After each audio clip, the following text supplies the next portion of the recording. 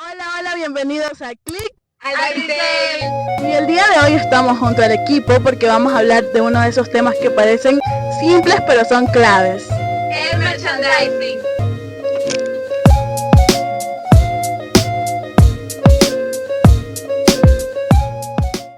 Bueno, al fin hemos llegado a... Que después nos vota.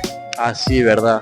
Bueno, hemos llegado a X lugar para grabar y comentarles acerca de un poco acerca del merchandising.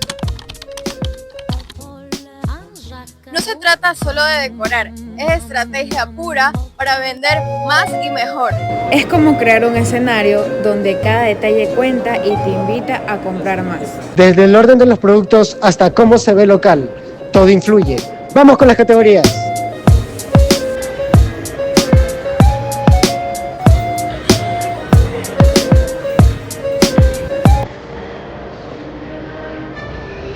En los precios, como 9,99, sin darnos cuenta caemos redondito.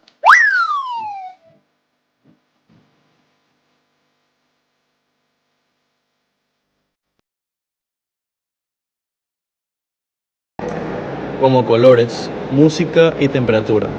Todo sin darte cuenta. Te atrapa, así como en Dunkin' Donuts.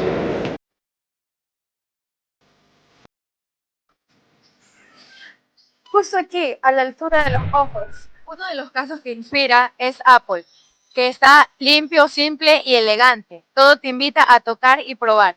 En Mr. Books, cada historia que te encuentras, tú te quedas a vivir en ella. Si tienes un negocio o estás empezando, el merchandising es tu aliado silencioso.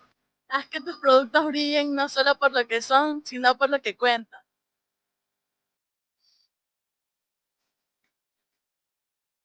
¿En qué tienda te has dejado llevar por el merchandising sin darte cuenta? Te invito a dejar tu respuesta en la caja de comentarios. Y esto fue...